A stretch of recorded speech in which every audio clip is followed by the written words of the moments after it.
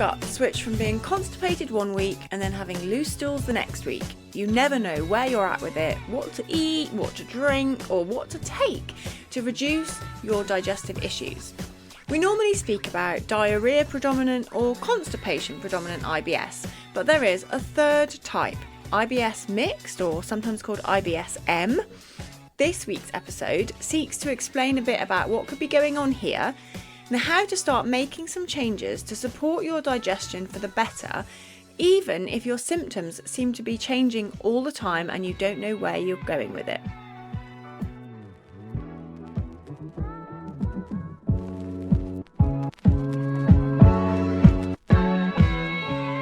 Hello, welcome to episode 70 of the Inside Knowledge podcast for people with IBS. I'm Anna Mapson. This week's podcast is in response to a question I had from a lovely listener who said, I don't think you've ever covered IBS-M subtype, and please would you do a podcast episode about it? So here I am. And if you have got questions that you would like me to further explore in future podcast episodes, please drop me a line. I'm always happy to hear from my lovely listeners. So let me know if there's something you want to hear me talk about and explain in more detail in a 20-minute episode. You can get hold of me at my email address, which is info@goodnessme-nutrition.com, or you can find me on Instagram where I am goodnessme_nutrition. To answer the question about IBS-M, this week I'm going to be talking about how many people have this mixed type of IBS and what you can do about it. And also, in order to understand what you can do about it, we need to think about why your symptoms might be alternating from slow transit time to fast transit time, and all those things we can think about to try and improve your overall digestive capacity. Firstly, when we are thinking about IBS, there is something called the Rome 4 criteria by which we categorize IBS. And everybody who has IBS has some set of symptoms that are the same and some things that are different depending on the mini subtypes. So everyone who's got IBS has got problems associated with having a poo. And they have been a problem for at least one day a week for the last 3 months. And normally you're getting change in frequency of your stool and also maybe a change in the appearance of it. So perhaps it's much runnier, a different colour, all of those things. Then the subtype elements are that you have really hard, pebbly type poos. So if you look at the Bristol stool chart, you're going to have very hard, small pebbles or very large, difficult to pass stools. That's type 1 and type 2. For about a quarter of the times that you go to the toilet. And then another quarter of the time, you might have loose, like watery diarrhea type symptoms. So that's type 6 or type 7.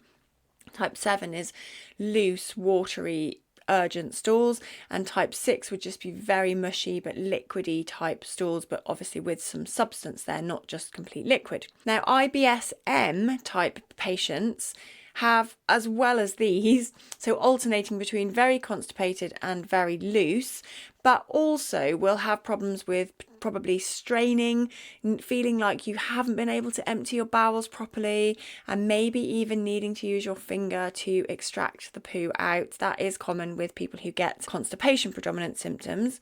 But at the same time, you might also get a load of urgency when you're getting the loose stools, the watery stools.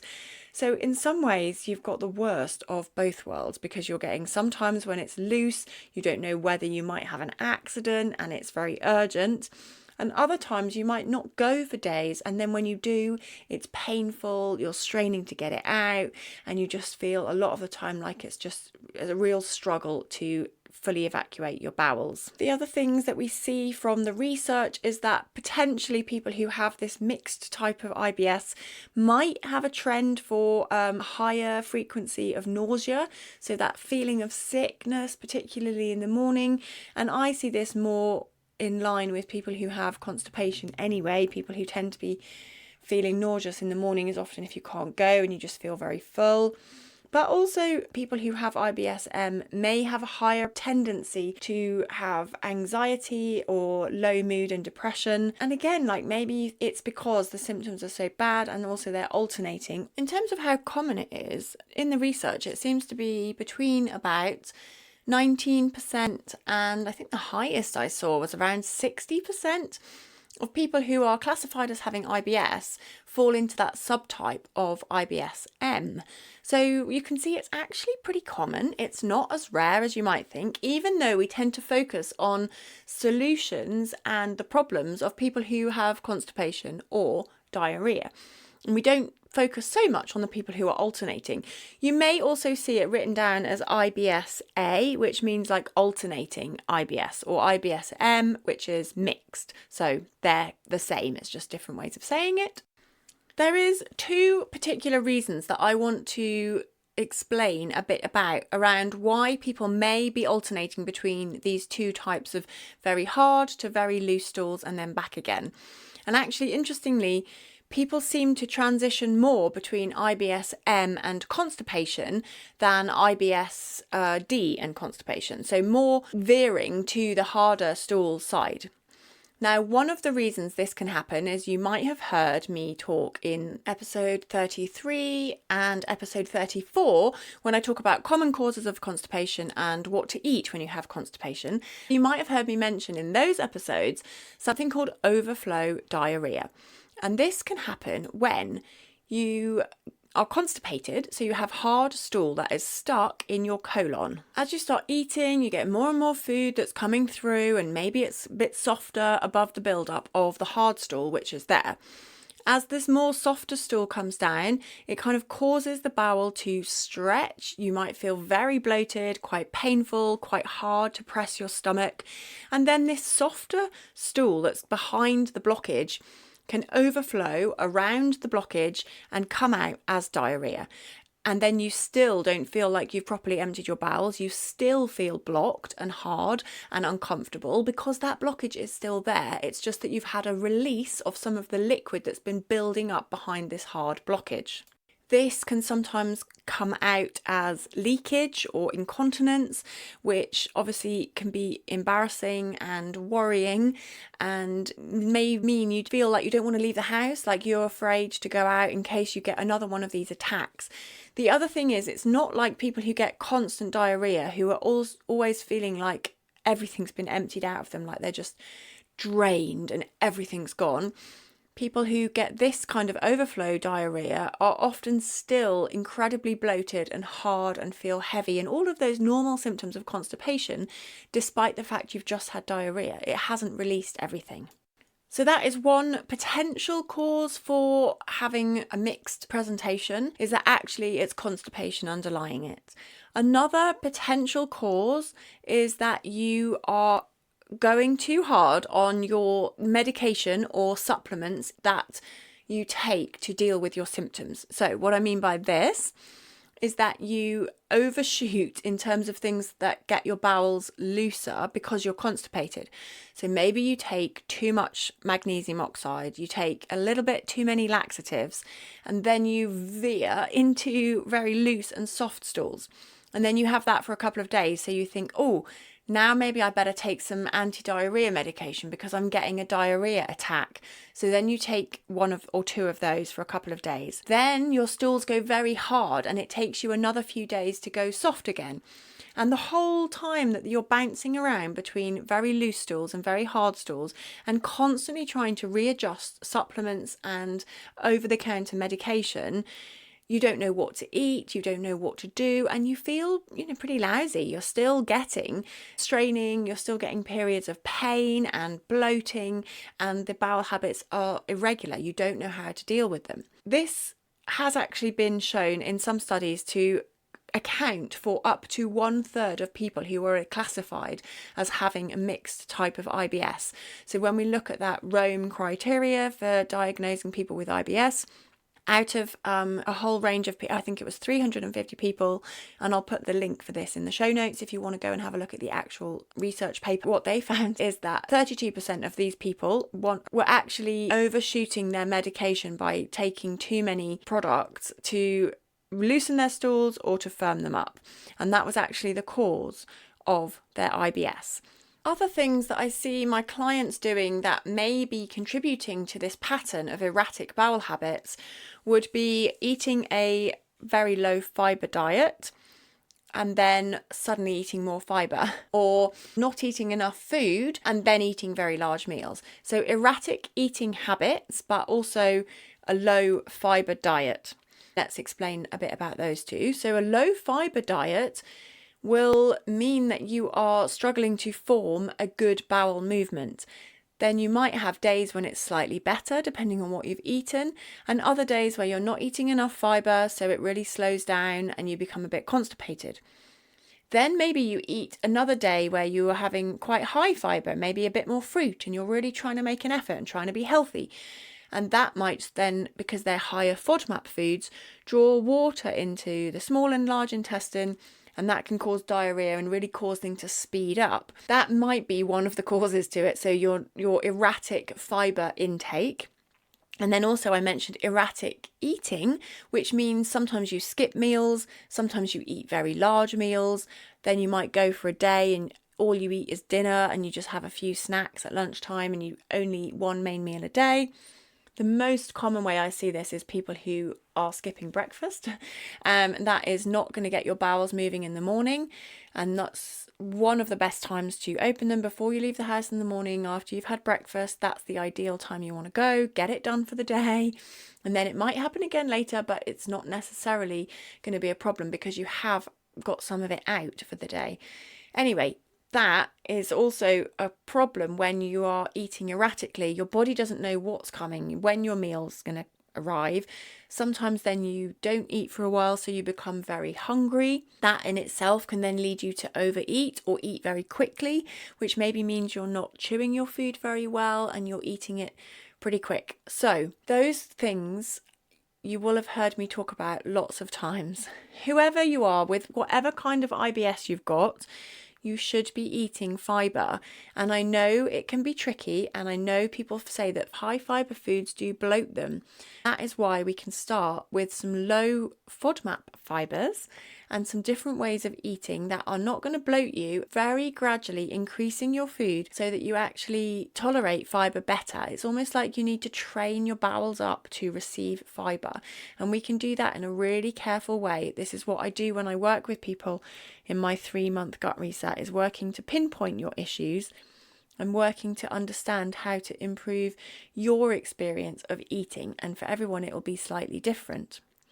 Now let's think about what you can actually do about it. So if you're one of those people who falls into this bracket, firstly, I want you to think about whether you potentially could have that overflow diarrhea and you're actually constipated. One of the hardest challenges with overflow diarrhea is convincing people that they need to take laxatives when what they're experiencing is diarrhea.